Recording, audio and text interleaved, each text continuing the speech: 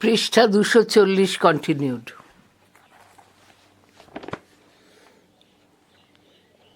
প্রশ্ন 9।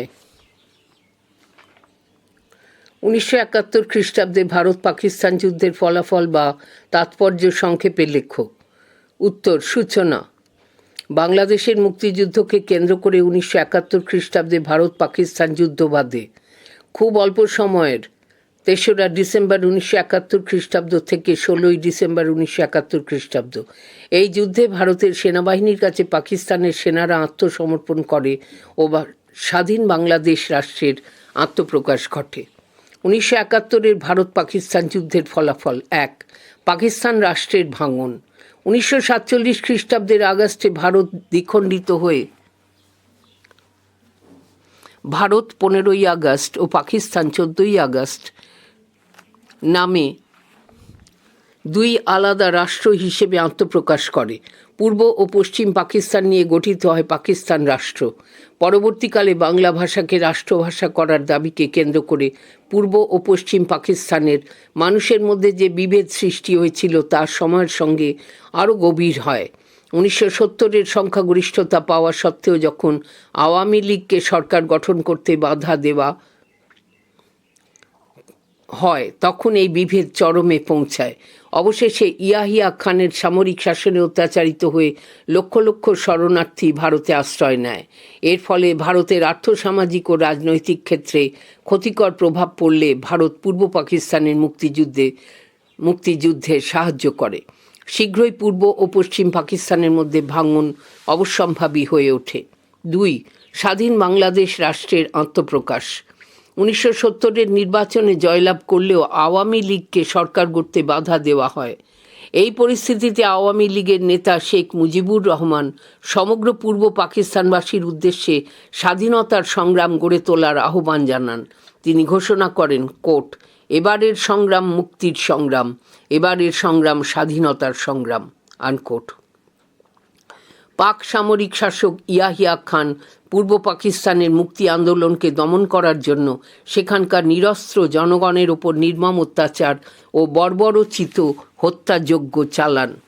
পৃষ্ঠা 241। লক্ষ লক্ষ শরণার্থী ভারতে চলে আসতে শুরু করে। শ্রীমতী ইন্দিরা গান্ধীর নেতৃত্বাধীন ভারত সরকার বাধ্য হয়ে বাংলাদেশের মুক্তিযোদ্ধাদের পাশে দাঁড়ায়। বাংলাদেশ মুক্তিবাহিনী ও ভারতের সেনাবাহিনী মিলিত হয়ে একটি জোট গঠন করে। শেষ পর্যন্ত ঢাকার রেসকোর্স ময়দানে ভারতীয় সেনা কর্তাদের কাছে পাকিস্তানি সেনা কর্তারা আত্মসমর্পণ করেন এবং আত্মপ্রকাশ করে স্বাধীন বাংলাদেশ রাষ্ট্র। জানার আকাশ। সিআইএর হিসাব অনুযায়ী 3,500 জনেরও বেশি ভারতীয় সেনা এবং 5,000 জন মতো পাকিস্তানি সেনা বাংলাদেশ মুক্তিযুদ্ধে প্রাণ হারান। হাজার হাজার সামরিক কর্মী আহত হন। বেসামরিক মৃত্যুর সংখ্যা ছিল প্রায় 30 লক্ষ এবং 4 লক্ষেরও বেশি মানুষ শারীরিকভাবে নির্যাতিত হন। ভারতীয় সেনাবাহিনী প্রায় 93,000 পাকিস্তানি সেনাকে বন্দি করে, যার মধ্যে সামরিক পোশাকে বন্দী ছিলেন 79,676 থেকে 81,000 জন পাক সেনা।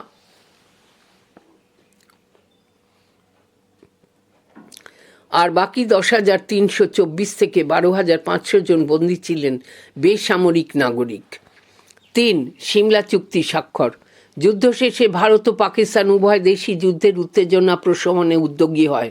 এ বিষয়ে আলোচনার জন্য পাকিস্তানের প্রধানমন্ত্রী জুলফিকার আলী ভুট্টো এবং ভারতের প্রধানমন্ত্রী ইন্দিরা গান্ধী সিমলাতে এক শীর্ষ সম্মেলনে মিলিত হন।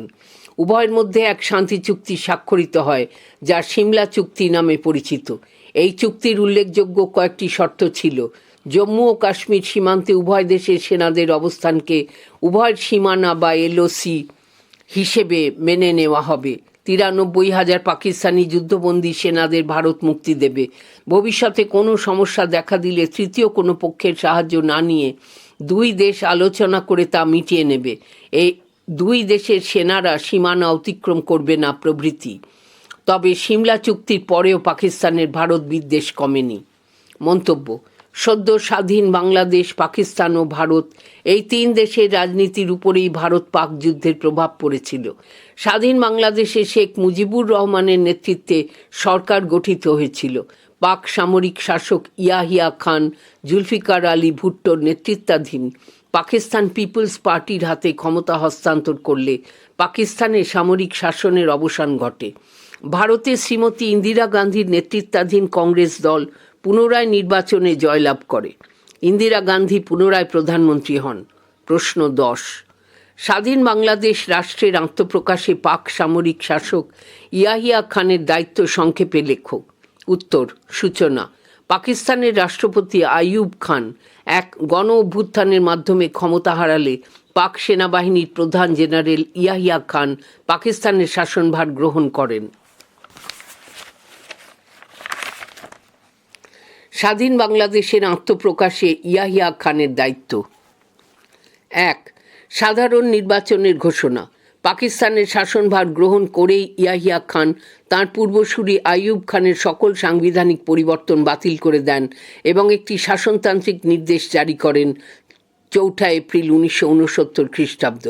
এই নির্দেশ অনুযায়ী তিনি পূর্ব পাকিস্তানের গভর্নর মির্জা নুরুল হুদাকে সরিয়ে মেজর জেনারেল মোজাফফর উদ্দিনকে প্রথমে নিয়োগ করেন এবং পরে তাকে সরিয়ে লেফটেন্যান্ট জেনারেল সাহেবজাদা ইয়াকুব খানকে নিয়োগ করেন। এরপর তিনি একদিকে ঢাকা বিশ্ববিদ্যালয়ের ছাত্রদের দমন করার জন্য সেনা মোতায়েন করেন, অপরদিকে পূর্ব পাকিস্তানের জন্য লোক দেখানো এক নতুন বাজেট প্রণয়ন করেন, যাতে উল্লিখিত অতিরিক্ত 2.8% ব্যয় বরাদ্দ কার্যকর করা হয়নি। এর প্রায় 1 বছর পর ইয়াহিয়া খান পাকিস্তানের সাধারণ নির্বাচনের কথা ঘোষণা করেন। স্থির হয় 2টি পর্বে এই নির্বাচন হবে। প্রথমে 5ই অক্টোবর জাতীয় পরিষদের এবং পরে 7ই অক্টোবর প্রাদেশিক পরিষদের নির্বাচন হবে, যদিও এই তারিখ বদলে পরে 7ই ডিসেম্বর জাতীয় পরিষদের এবং 17ই ডিসেম্বর প্রাদেশিক পরিষদের নির্বাচন আয়োজিত হয়। এখানে একটি ছবি রয়েছে, খবরের কাগজ থেকে তুলে দেওয়া হয়েছে, লেখা আছে দ্য পাকিস্তান অবজারভার। ছবিটির নিচে লেখা আছে একটি পাকিস্তানি দৈনিকে আওয়ামী লীগের নির্বাচনে জয়ী হওয়ার সংবাদ। 2. নির্বাচনের রায় অমান্য। 1970-এর সাধারণ নির্বাচনে জিতে আওয়ামী লীগ প্রথম স্থান এবং পাকিস্তান পিপল পার্টি পিপিপি দ্বিতীয় স্থান লাভ করে। নির্বাচনের ফলাফলের ভিত্তিতে আওয়ামী লীগ পাকিস্তানের জাতীয় পরিষদে নিরঙ্কুশ সংখ্যাগরিষ্ঠতা অর্জন করে। শেখ মুজিবুর রহমানের পূর্বে ঘোষিত 6 দফা দাবির মাধ্যমে পূর্ব পাকিস্তানের জনগণ তাদের অধিকার প্রতিষ্ঠায় উদ্যোগী হয়।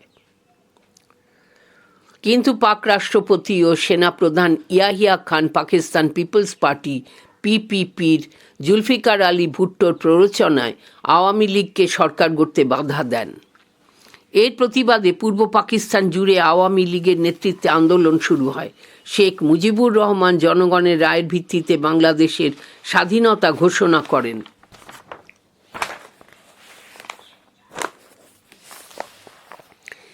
এই ঘোষণার পৃষ্ঠা 242। ঠিক পরেই পাকিস্তান সরকার আওয়ামী লীগকে নিষিদ্ধ ঘোষণা করে এবং মুজিবুর রহমানকে গ্রেফতার করে। জানার আকাশ। জেনারেল ইয়াহিয়া খান হয়ে উঠেছিলেন একাধারে পাকিস্তানের রাষ্ট্রপতি, প্রধান সামরিক আইন প্রশাসক, সশস্ত্র সেনাপ্রধান, তথ্য ও সম্প্রচার মন্ত্রী, আইন ও বিচারমন্ত্রী এবং বিদেশ ও প্রতিরক্ষা মন্ত্রী। এছাড়াও পাকিস্তানের শাসন ব্যবস্থা সম্পূর্ণরূপে নিজের নিয়ন্ত্রণে রাখার জন্য তিনি তার ঘনিষ্ঠদের মধ্যে হামিদ খানকে সেনাপ্রধান ও স্বরাষ্ট্রমন্ত্রী, সৈয়দ মোহাম্মদ আহমানকে অর্থমন্ত্রী, বাণিজ্য, শিল্প ও শ্রম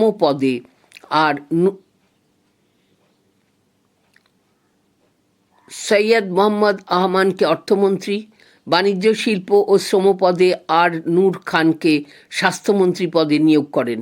এছাড়াও তিনি ন্যাশনাল সিকিউরিটি কাউন্সিলের সভাপতি হন এবং ঘনিষ্ঠ গোলাম উমরকে প্রতিরক্ষা ও জাতীয় নিরাপত্তা এর বিষয়ক প্রধান উপদেষ্টা করেন। 3. অপারেশন সার্চলাইট পরিচালনা।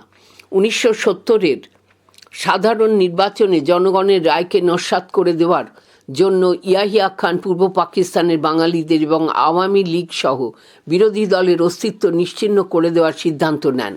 1971 খ্রিস্টাব্দের 26শে মার্চ রাতে কোর্ট অপারেশন সার্চলাইট আনকোট নামে এক সামরিক অভিযান চালিয়ে বাঙালি জাতীয়তাবাদী আন্দোলনকে দমন করার পরিকল্পনা নেওয়া হয়। এই পরিকল্পনা রূপায়ণের জন্য ইয়াহিয়া খান পূর্ব পাকিস্তানে স্থল, নৌ ও বিমান বাহিনীকে একযোগে আক্রমণ চালানোর নির্দেশ দেন। নৃশংস হত্যাকাণ্ড পরিচালনার জন্য কোর্ট বাংলার কসাই আনকোট নামে কুখ্যাত লেফটেন্যান্ট জেনারেল টিক্কা খানকে পূর্ব বাংলার গভর্নর জেনারেল করে পাঠানো হয়। 4টি ব্রিগেডে মোট 12টি পদাতিক ব্যাটালিয়ন, হেলিকপ্টার, যুদ্ধবিমান, কামান, সাঁজোয়া যান প্রভৃতির সাহায্যে অপারেশন সার্চলাইট সফল করার চেষ্টা চালানো হয়। মন্তব্য: শেষ পর্যন্ত ইয়াহিয়া খান পূর্ব পাকিস্তানকে নিজের নিয়ন্ত্রণে আনতে ব্যর্থ হন। সাধারণ নির্বাচনে জয়ী শেখ মুজিবুর রহমানের নেতৃত্বাধীন আওয়ামী লীগকে সরকার গড়তে না দিলেও তিনি শেষ রক্ষা করতে পারেননি। শ্রীমতী ইন্দিরা গান্ধীর নেতৃত্বাধীন ভারতের সাহায্য নিয়ে পূর্ব পাকিস্তানের মুক্তিযুদ্ধ সফল হয়, আত্মপ্রকাশ করে স্বাধীন বাংলাদেশ রাষ্ট্র। প্রশ্ন 11, বাংলাদেশের মুক্তিযুদ্ধকে কেন্দ্র করে সংঘটিত ভারত পাকিস্তান যুদ্ধে চীনের কী ভূমিকা ছিল? উত্তর: সূচনা। বাংলাদেশের মুক্তিযুদ্ধকে কেন্দ্র করে 1971 খ্রিস্টাব্দে ভারত ও পাকিস্তানের মধ্যে যুদ্ধ বাধে। এই যুদ্ধে চীন পাকিস্তানকে সমর্থন জানায় এবং সামরিক ও রাজনৈতিকভাবে সাহায্য করে। বাংলাদেশ মুক্তিযুদ্ধে চীনের ভূমিকা। 1. চীনের পাকিস্তান প্রীতি। বাংলাদেশের মুক্তিযুদ্ধকে কেন্দ্র করে ভারত ও পাকিস্তানের মধ্যে যুদ্ধ শুরু হলে চীন পাকিস্তান পশ্চিম এর পক্ষ নেয়। ভারতের সংসদে পূর্ব পাকিস্তানের স্বাধীনতা যুদ্ধকে সক্রিয়ভাবে সাহায্য করার প্রস্তাব সর্বসম্মতভাবে গৃহীত হলে চীন আরও তীব্র প্রতিবাদ করে। চীনের তৎকালীন প্রধানমন্ত্রী চৌ এনলাই পাক সামরিক শাসক ইয়াহিয়াকে এক চিঠি লেখেন। এই চিঠিতে মুক্তিযুদ্ধকে কোর্ট পাকিস্তানের অভ্যন্তরীণ বিষয়ে উচ্ছৃঙ্খল হস্তক্ষেপ আনকোট বলে তিনি পশ্চিম পাকিস্তানের বিরোধীদের সমালোচনা করেন। চীন আরও জানায় যে ভারত যদি পাকিস্তান আক্রমণ করে তাহলে চীনের সরকার এবং চীনের জনগণ সর্বশক্তি দিয়ে তার বিরোধিতা করবে। মুক্তিযুদ্ধের প্রথম দিকে চীন গোপনে পশ্চিম পাকিস্তানকে $75 মিলিয়ন সামরিক সাহায্য পাঠায়। ভারত সোভিয়েত চুক্তি স্বাক্ষরের 9 আগস্ট 1971 খ্রিস্টাব্দ পর চীনের পাকিস্তানপন্থী নীতি আরও প্রকট হয়ে ওঠে। জুলফিকার আলী ভুট্টোর নেতৃত্বে একটি পাক প্রতিনিধি দল চীনে গেলে চীনের ভারপ্রাপ্ত বিদেশমন্ত্রী চি পেং ফি পূর্ব পাকিস্তানের মুক্তি আন্দোলন সমস্যার সমাধানের আহ্বান জানান। পাশাপাশি গেরিলা যুদ্ধে প্রশিক্ষণ দেওয়ার জন্য চীন থেকে 200 জন সামরিক বিশেষজ্ঞকে ঢাকায় পাঠানো হয়। পরবর্তী পর্যায়ে জাতিপুঞ্জে চীন ও মার্কিন যুক্তরাষ্ট্র 2টি প্রস্তাব পেশ করে। প্রথম প্রস্তাবে 5ই ডিসেম্বর পূর্ব পাকিস্তানের যুদ্ধবিরতি এবং দ্বিতীয় প্রস্তাবে 7ই ডিসেম্বর অন্যের ভূখণ্ড থেকে সেনা প্রত্যাহারের কথা বলা হয়। কিন্তু সোভিয়েত ইউনিয়ন এই 2 প্রস্তাবের বিরোধিতা করে ভেটো প্রয়োগ করে। চীন ভারতকে আক্রমণকারী হিসেবে চিহ্নিত করে। এমনকি বঙ্গবন্ধু শেখ মুজিবুর রহমানের মৃত্যুর আগে পর্যন্ত চীন বাংলাদেশকে স্বাধীন রাষ্ট্র হিসেবে স্বীকৃতি দেয়নি। 2. মুক্তিযুদ্ধে চীনের বিরোধিতার কারণ। বেশ কয়েকটি কারণে চীন বাংলাদেশ মুক্তিযুদ্ধের বিরোধিতা করেছিল। 1.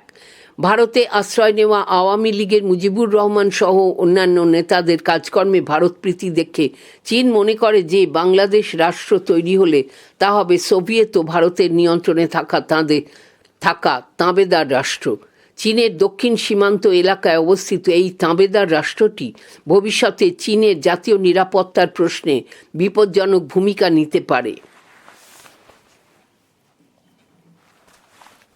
2. পাকিস্তান প্রথম থেকেই চীনের এক ঘনিষ্ঠ মিত্র দেশ ছিল, তাই এই সংকটের সময় পাকিস্তানের পাশে না থাকলে চীনের অন্যান্য মিত্র দেশগুলিও চীনের প্রতি আস্থা হারাতে পারত। 3. সমাজতান্ত্রিক দেশ হওয়া সত্ত্বেও চীন ও সোভিয়েত ইউনিয়নের মধ্যে কখনোই সুসম্পর্ক ছিল না, তাই দক্ষিণ এশিয়ায় সোভিয়েত ইউনিয়নের প্রভাব আটকানোর জন্য পাকিস্তানকে চীনের সাহায্যের প্রয়োজন ছিল। বিশেষত ভারত সোভিয়েত মৈত্রী চুক্তি স্বাক্ষরের পর চীন এই ভেবে ভীত হয়ে পড়ে যে পূর্ব পাকিস্তান আলাদা রাষ্ট্র হলে পাকিস্তান দুর্বল হয়ে পড়বে, আর সেই সুযোগে সোভিয়েত ইউনিয়ন ভারতের সাহায্য নিয়ে দক্ষিণ এশিয়ার মাটিতে নিজের কর্তৃত্ব প্রতিষ্ঠা করবে।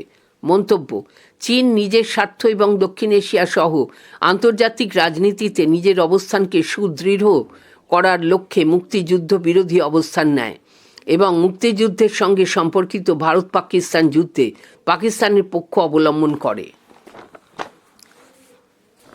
পৃষ্ঠা 243। সংক্ষিপ্ত উত্তরভিত্তিক প্রশ্নাবলী বা SAQ টাইপ 2, প্রশ্নের মান 4। প্রশ্ন 1, 1971 খ্রিস্টাব্দে ভারত পাকিস্তান যুদ্ধে ভারতের প্রধানমন্ত্রী শ্রীমতী ইন্দিরা গান্ধীর ভূমিকার সংক্ষিপ্ত মূল্যায়ন করো, অথবা বাংলাদেশের মুক্তিযুদ্ধে ভারতের প্রধানমন্ত্রী শ্রীমতী ইন্দিরা গান্ধীর ভূমিকার মূল্যায়ন করো। উত্তর: সূচনা: সোভিয়েত ইউনিয়নের তাশখন্দে ভারতের প্রধানমন্ত্রী লাল বাহাদুর শাস্ত্রীর আকস্মিক প্রয়াণের পর শ্রীমতী ইন্দিরা গান্ধী ভারতের প্রধানমন্ত্রী হন। 1971 খ্রিস্টাব্দের বাংলাদেশের মুক্তিযুদ্ধে তথা ভারত পাকিস্তান তার বলিষ্ঠ নেতৃত্ব বিশ্ববাসীর নজর কাড়ে। 1971 ভারত পাকিস্তান যুদ্ধে বাংলাদেশের মুক্তিযুদ্ধে ইন্দিরা গান্ধীর ভূমিকা। 1. শরণার্থী সমস্যা ও শ্রীমতী গান্ধীর সিদ্ধান্ত। 1970-এর সাধারণ নির্বাচনে পূর্ব পাকিস্তানে শেখ মুজিবুর রহমানের নেতৃত্বাধীন আওয়ামী লীগ পাকিস্তানের জাতীয় পরিষদে নিরঙ্কুশ সংখ্যাগরিষ্ঠতা অর্জন করে। তা সত্ত্বেও আওয়ামী লীগকে সরকার গড়তে বাধা দেয় পাক সামরিক শাসক ইয়াহিয়া খান। পূর্ব পাকিস্তানে মুজিবুর রহমানের স্বায়ত্তশাসনের দাবিকে ইয়াহিয়া খান বিচ্ছিন্নতাবাদী আচরণ হিসেবে অভিযুক্ত করেন। এরপর মুজিবুর রহমান জয়ী হওয়ার অধিকারে বাংলাদেশের স্বাধীনতা ঘোষণা করেন। এই ঘোষণার ঠিক পরেই পাকিস্তান সরকার আওয়ামী লীগ নিষিদ্ধ ঘোষণা করে এবং মুজিবুর রহমানকে গ্রেফতার করা হয়। এরপর পূর্ব পাকিস্তান জুড়ে পাক সেনাবাহিনী বাঙালিদের ওপর নিষ্ঠুর দমননীতি চালাতে শুরু করে। পাক সেনাদের রাষ্ট্রীয় নিপীড়ন এবং সন্ত্রাসের চাপে লক্ষ লক্ষ মানুষ শরণার্থী হিসেবে সীমান্ত পেরিয়ে ভারতে আসতে শুরু করে। এই শরণার্থী সমস্যা ভারতের আর্থসামাজিক ভারসাম্যে ক্ষতিকর প্রভাব ফেলে। ভারতের প্রধানমন্ত্রী ইন্দিরা গান্ধী তখন শরণার্থী সমস্যার বিষয়ে হস্তক্ষেপ করার সিদ্ধান্ত নেন। এখানে একটি ছবি রয়েছে, বঙ্গবন্ধু মুজিবুর রহমান। 2. বিশ্বজুড়ে জনমত গঠন। 1. শ্রীমতী গান্ধীর আবেদন। শ্রীমতী ইন্দিরা গান্ধী প্রতিবেশী রাষ্ট্রের সমস্যা ভারতের অভ্যন্তরীণ ক্ষেত্রে কতখানি ক্ষতিকর প্রভাব ফেলেছে তা জানানোর জন্য বিভিন্ন দেশের রাষ্ট্রপ্রধানদের কাছে চিঠি লেখেন, দূত পাঠান। এমনকি কয়েকটি দেশে তিনি নিজে গিয়ে ভারতের সমস্যার কথা তুলে ধরেন। ভারত সরকারের পক্ষে শ্রীমতী গান্ধী বিভিন্ন দেশের কাছে পাকিস্তানকে সামরিক সাহায্য বন্ধ করে দেওয়ার আহ্বান জানান। পাশাপাশি তিনি সম্মিলিত জাতিপুঞ্জের সাধারণ সম্পাদককে পূর্ব পাকিস্তানের সমস্যায় হস্তক্ষেপ করার জন্য অনুরোধ করেন। 2. বৃহৎ শক্তিবর্গের ভূমিকা। শ্রীমতী গান্ধী যথেষ্ট সচেতনভাবেই শরণার্থী সমস্যার দিকে ইঙ্গিত করে জনমত গঠনের চেষ্টা চালান, কিন্তু তাঁর আবেদনে সাড়া না দিয়ে মার্কিন যুক্তরাষ্ট্রে পাকিস্তানকে সাহায্য করতে থাকে। এই অবস্থায় ভারতীয় সংসদে পূর্ব পাকিস্তানের স্বাধীনতা যুদ্ধে সাহায্য করার প্রস্তাব সর্বসম্মতভাবে গৃহীত হয়। চীন এই সিদ্ধান্তের বিরোধিতা করে এবং প্রতিবাদ জানায়। চীন এই সিদ্ধান্তকে পাকিস্তানের অভ্যন্তরীণ বিষয়ে উচ্ছৃঙ্খল হস্তক্ষেপ বলে সমালোচনা করে। চীন হুঁশিয়ারি দিয়ে বলে, ভারত পাকিস্তানের ওপর আক্রমণ করলে চীনের সরকার এবং চীনের জনগণ সর্বশক্তি দিয়ে তার বিরোধিতা করবে। মার্কিন যুক্তরাষ্ট্র ও চীন ভারতের পাশে না থাকলেও ইন্দিরা গান্ধীর সাহায্যের আবেদনে সোভিয়েত রাশিয়া সাড়া দেয়। ভারত ও সোভিয়েত রাশিয়ার মধ্যে ইন্দো সোভিয়েত মিত্রতা চুক্তি স্বাক্ষরিত হয় 9ই আগস্ট 1971 খ্রিস্টাব্দ। জানার আকাশ। 1971 খ্রিস্টাব্দের 31শে মার্চ ভারতের প্রধানমন্ত্রী শ্রীমতী ইন্দিরা গান্ধী ভারতের আইনসভার 2 কক্ষে অর্থাৎ লোকসভা এবং রাজ্যসভাতে পূর্ব বাংলার মানুষের গণতন্ত্র রক্ষার জন্য শুরু হওয়া মুক্তিযুদ্ধের প্রতি পূর্ণ সহানুভূতি জানিয়ে এক প্রস্তাব পেশ করেন। এই প্রস্তাবে শ্রীমতী গান্ধী বাঙালি জাতিসত্তার প্রতি সমর্থন জানানোর জন্য সচেতনভাবেই পূর্ব পাকিস্তান এর বদলে পূর্ব বাংলা শব্দ যুগল ব্যবহার করেন। 3. বাংলাদেশের মুক্তিযুদ্ধে অংশগ্রহণ। সোভিয়েত রাশিয়া ভারতকে সাহায্যের প্রতিশ্রুতি দিলে ইন্দিরা গান্ধীর নেতৃত্বাধীন ভারত বাংলাদেশকে স্বাধীন রাষ্ট্র হিসেবে স্বীকৃতি জানায়। বাংলাদেশের মুক্তিযুদ্ধের সমর্থনে ভারতীয় সেনারা পূর্ব পাকিস্তানে প্রবেশ করে। পূর্ববঙ্গে পাকিস্তান ও ভারতীয় সেনাদের মধ্যে যুদ্ধ শুরু হয়। এই যুদ্ধে ভারতকে আক্রমণকারী হিসেবে চিহ্নিত করে মার্কিন যুক্তরাষ্ট্র তার রণতরী 7th ফ্লিটকে বঙ্গোপসাগরে পাঠায়। চীন ও ভারত সীমান্তে ব্যাপক সেনা সমাবেশ ঘটায়। এদিকে রাষ্ট্রসংঘের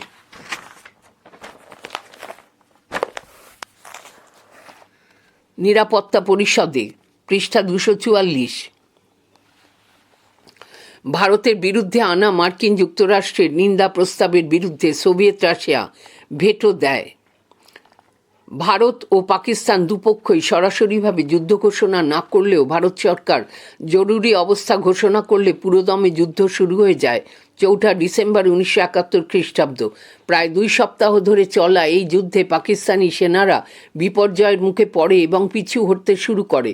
শেষ পর্যন্ত ঢাকার রেসকোর্স ময়দানে পাকিস্তানি সেনাকর্তা লেফটেন্যান্ট জেনারেল A.K. নিয়াজি ও তার সহকারী M.S. খান ভারতীয় সেনা ও মুক্তিবাহিনীর যুগ্ম প্রধান লেফটেন্যান্ট জেনারেল জগজিৎ সিং অরোরার কাছে আত্মসমর্পণ করেন। একই সঙ্গে প্রায় 9,000-এর মতো পাক সেনা ও অফিসার ভারতের হাতে যুদ্ধবন্দী হয়। বাংলাদেশ একটি স্বাধীন রাষ্ট্র হিসেবে আত্মপ্রকাশ করে। 4. সিমলা চুক্তি স্বাক্ষর। সদ্য স্বাধীন হওয়া বাংলাদেশ সরকার পশ্চিম পাকিস্তানে যুদ্ধবন্দীদের যুদ্ধাপরাধী হিসেবে বিচার করতে চাইলেও ভারত সরকার তাদেরকে মুক্তি দেয়। শুধু তাই নয়, ভারত পাকিস্তানের সঙ্গে স্বাভাবিক সম্পর্ক গড়ে তোলার জন্য সিমলা চুক্তি স্বাক্ষর করে। ভারতের প্রধানমন্ত্রী শ্রীমতী ইন্দিরা গান্ধী এবং পাকিস্তানের প্রধানমন্ত্রী জুলফিকার আলী ভুট্টোর মধ্যে স্বাক্ষরিত সিমলা চুক্তিতে ভারত পাকিস্তানের মাঝে সীমানা নির্ধারণ, যুদ্ধবন্দী পাকিস্তানিদের মুক্তিদান, ভারত অধিকৃত পাক পশ্চিম অঞ্চলের ভূখণ্ড প্রত্যাবর্তন, 2 দেশের মধ্যে সীমানা নির্ধারণ প্রভৃতি শর্ত উল্লেখ করা হয়। কিন্তু দুর্ভাগ্যের বিষয়, সিমলা চুক্তি স্বাক্ষরের পরেও পাকিস্তানের ভারত বিদ্বেষ কমেনি। মূল্যায়ন। শ্রীমতী ইন্দিরা গান্ধী বাংলাদেশের মুক্তিযুদ্ধে অংশগ্রহণের মাধ্যমে একযোগে 3টি সমস্যার মীমাংসা করতে চেয়েছিলেন। বলা যায় 3টিতেই তিনি সফল হন। প্রথমত, পশ্চিম ও পূর্ব এই 2 পাকিস্তানকে আলাদা করে দেওয়া। দ্বিতীয়ত, ভারতের পূর্ব দিকের অঞ্চলে মাথাচাড়া দেওয়া উগ্রপন্থী আন্দোলনকে দুর্বল করে ফেলা। তৃতীয়ত, কাশ্মীর প্রশ্নে আন্তর্জাতিক রাজনীতিতে পাকিস্তানের অবস্থানকে দুর্বল করা। সব মিলিয়ে বাংলাদেশের মুক্তিযুদ্ধে সফল ভূমিকা পালনের মাধ্যমে শ্রীমতী ইন্দিরা গান্ধী বিশ্ব রাজনীতিতে কোট লৌহ মানবী আনকোট আয়রন লেডি নামে পরিচিত হন। প্রশ্ন 2, পূর্ব ও পশ্চিম উভয় পাকিস্তানের মধ্যে বিরোধের কারণগুলি সংক্ষেপে লেখো। উত্তর। সূচনা। 1917 খ্রিস্টাব্দে অখণ্ড ভারত ভেঙে ভারত ও পাকিস্তান নামে 2টি স্বাধীন দেশ জন্ম নেয়। আবার পড়ছি। উত্তর। সূচনা। 1947 খ্রিস্টাব্দে অখণ্ড ভারত ভেঙে ভারত ও পাকিস্তান নামে 2টি স্বাধীন দেশ জন্ম নেয়। পূর্ব ও পশ্চিম এই 2 পাকিস্তান নিয়ে পাকিস্তান রাষ্ট্রটি গড়ে উঠলেও উভয় অংশের মধ্যে শুরু থেকেই বিরোধ ছিল। পূর্ব ও পশ্চিম পাকিস্তানের মধ্যে বিরোধের কারণসমূহ: 1. সামরিক ক্ষেত্রে বৈষম্য। পাকিস্তানের সেনাবাহিনীতে সমস্ত সেনাদের মধ্যে বাঙালি বংশোদ্ভূত অফিসার ছিলেন মাত্র 5%। আসলে পশ্চিম পাকিস্তানিরা পূর্ব পাকিস্তানের বাঙালিদেরকে কোট দ্বিতীয় শ্রেণীর নাগরিক আনকোট হিসেবেই মনে করত। তাদের ধারণায় পাঞ্জাবি ও পাঠানদের মতো লড়াই করার ক্ষমতা বাঙালির নেই। বাঙালিদের সম্পর্কে এই হীন ধারণা থেকেই পাক সামরিক বাহিনীর অফিসার ও সৈনিকদের মধ্যে বেশিরভাগই ছিলেন পশ্চিম পাকিস্তানের বাসিন্দা। তাই পাক সশস্ত্র বাহিনীর সকল দফতর পশ্চিম পাকিস্তানে অবস্থিত ছিল। রাষ্ট্রীয় প্রতিরক্ষা খাতে বিশাল ব্যয় বরাদ্দ ধরা হলেও পূর্ব পাকিস্তানিরা সামরিকভাবে নিরাপত্তাহীনতা অনুভব করত। 1971-এর যুদ্ধের আগে ভারত পাকিস্তান সংঘর্ষে 1965 খ্রিস্টাব্দে পূর্ব পাকিস্তানের সীমান্ত এলাকা সম্পূর্ণ অরক্ষিত রাখা হয়। ভারত চাইলে সে সময় অতি সহজেই পূর্ব পাকিস্তানকে নিজের দখলে আনতে পারত। সামরিক বাহিনী ও সেনা সংখ্যা: পদস্থ সামরিক অফিসার পূর্ব পাকিস্তান, পশ্চিম পাকিস্তান। সেনাবাহিনী পূর্ব পাকিস্তান 14 জন, পশ্চিম পাকিস্তান 894 জন। নৌবাহিনী পূর্ব পাকিস্তান 7 জন, পশ্চিম পাকিস্তান 593 জন। বিমান বাহিনী পূর্ব পাকিস্তান 60 জন, পশ্চিম পাকিস্তান 640 জন। 2. রাজনৈতিক ক্ষেত্রে বৈষম্য: পূর্ব পাকিস্তানে বসবাসকারী বাঙালিরা পাকিস্তানের সংখ্যাগরিষ্ঠ হওয়া সত্ত্বেও দেশের রাজনৈতিক ক্ষমতা পশ্চিম পাকিস্তানের নেতারা নিজেদের হাতে কুক্ষিগত করে রেখেছিলেন। জনসংখ্যার ভিত্তিতে পূর্ব পাকিস্তানের এই আধিক্য থাকায় কোট এক ইউনিট আনকোট নামে এক ব্যবস্থার দ্বারা সমগ্র পশ্চিম পাকিস্তানকে একটি মাত্র প্রশাসনিক এককের রূপ দেওয়া হয়। এর একমাত্র উদ্দেশ্য ছিল পূর্ব পাকিস্তানবাসীদের ভোটাধিকারের ভারসাম্য রক্ষা করা। দুর্ভাগ্যজনকভাবে পাকিস্তানের কেন্দ্রীয় আইন পরিষদ বা গণপরিষদ ধারাবাহিকভাবে পূর্ব পাকিস্তানের বাঙালিদের প্রতিনিধিত্ব করার সুযোগ হয়নি। বিক্ষিপ্তভাবে পূর্ব পাকিস্তান থেকে বিভিন্ন সময় খাজা নাজিমুদ্দিন, মোহাম্মদ আলী বগুড়া, হোসেন শহীদ সোহরাওয়ার্দী প্রমুখ পাকিস্তানের প্রধানমন্ত্রী নির্বাচিত হলেও বিভিন্ন অজুহাতে তাদেরকে পদচ্যুত করা হয়। পাকিস্তান রাষ্ট্রের জন্মলগ্ন থেকেই গণতান্ত্রিক মূল্যবোধকে হত্যা করে অনৈতিকভাবে সামরিক শাসন কায়েম করা হয়। বিশেষত পশ্চিম পাকিস্তানের 2 স্বৈরশাসক আইয়ুব খান ও ইয়াহিয়া খানের আমলে রাজনৈতিক ক্ষেত্রে বৈষম্য পূর্ব ও পশ্চিম উভয় পাকিস্তানের মধ্যে দূরত্ব বাড়াতে শুরু করে। 3. প্রশাসনিক ক্ষেত্রে বৈষম্য: পাকিস্তান রাষ্ট্রে কেন্দ্রীয় প্রশাসন পরিচালনার ক্ষেত্রেও পূর্ব পাকিস্তানের বাঙালিদের অংশগ্রহণ ছিল নগণ্য। পাকিস্তান সরকারের 19 জন সচিবের মধ্যে একজনও বাঙালি ছিলেন না। সচিব ছাড়াও যুগ্ম সচিব, উপসচিব এবং সহকারী সচিবদের মতো পদবিগুলিতেও পূর্ব পাকিস্তান অনেকটাই বঞ্চিত ছিল। এছাড়াও পূর্ব পাকিস্তান থেকে রাষ্ট্রদূত সহ বাঙালি প্রথম শ্রেণীর কর্মচারী ছিলেন 48 জন, আর পশ্চিম পাকিস্তান থেকে এই কর্মচারীর সংখ্যা ছিল 179 জন। সব মিলিয়ে 1958 থেকে 1968 খ্রিস্টাব্দ পর্যন্ত 10 বছরের একটি হিসাবে পাকিস্তান রাষ্ট্রের কেন্দ্রীয় সরকারের মোট 4200 জন কর্মচারীর মধ্যে পৃষ্ঠা 245 পশ্চিম পাকিস্তান থেকেই ছিলেন 2900 জন। পদ মোট সংখ্যা পূর্ব পাকিস্তান, পশ্চিম পাকিস্তান, পূর্ব পাকিস্তানের শতকরা হার: সচিব 19, যুগ্ম সচিব 41, 3, 38, 7.3%, উপসচিব 133, 10, 123, 7.5%, সহকারী সচিব 548, 38, 510, 7%। পূর্ব ও পশ্চিম পাকিস্তানে সরকারি আমলাদের সংখ্যা। ফুটনোট: আবুল মনসুর আহমেদ, আমার দেখা রাজনীতির 50 বছর, 3য় সংস্করণ, ঢাকা 1975, পৃষ্ঠা 29। মূল পাঠে ফিরে এলাম। 4. রাষ্ট্রভাষা ও সাংস্কৃতিক বৈষম্য: স্বাধীন পাকিস্তান রাষ্ট্র আত্মপ্রকাশের পর পাকিস্তান সরকার রাষ্ট্রভাষা হিসেবে উর্দুকে গ্রহণ করতে চাইল। শুধু তাই নয়, সরকারি তরফেও বাংলা ভাষার বর্ণমালাকেও আরবি হরফে রূপান্তরিত করার ব্যবস্থা নিল। এর প্রতিবাদে পাকিস্তানের সংবিধান সভায় পূর্ব পাকিস্তানের প্রতিনিধি ধীরেন্দ্রনাথ দত্ত পাকিস্তানের রাষ্ট্রভাষা হিসেবে বাংলা ভাষাকে গ্রহণ করার দাবি জানালেন। তাঁর এই দাবিকে নস্যাৎ করে দেন পাক প্রধানমন্ত্রী লিয়াকত আলী খান এবং বলেন এটি একটি বিভেদ সৃষ্টির প্রয়াস। বলা হয় পাকিস্তান একটি ইসলামী রাষ্ট্র, তাই তার রাষ্ট্রভাষা হবে উর্দু। এর বিরোধিতা করে শুরু হয় ভাষা আন্দোলন। আন্দোলনের পরিণতি হিসেবে শেষ পর্যন্ত পাকিস্তানে উর্দুর সঙ্গে বাংলা ভাষাকেও রাষ্ট্রভাষার মর্যাদা দেওয়া হয়। তবে পূর্ব পাকিস্তান থেকে আদায় করা অর্থ দিয়ে সেখানকার তুলনায় পশ্চিম পাকিস্তানে স্কুল, কলেজ ও বিশ্ববিদ্যালয় বেশি সংখ্যায় গড়ে তোলা হয়। সর্বোপরি পশ্চিম পাকিস্তানের অভিজাতদের ধারণা ছিল পূর্ব পাকিস্তানিদের সংস্কৃতিতে যথেষ্ট পরিমাণে হিন্দুয়ানির ছাপ রয়েছে, তাই তাদের কাছে বাংলা সংস্কৃতির গ্রহণযোগ্যতা ছিল না।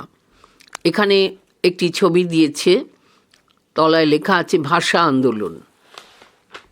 মূল্যায়ন। প্রকৃত অর্থে জন্মলগ্ন থেকেই পাকিস্তান ছিল কার্যত এক খণ্ডিত রাষ্ট্র।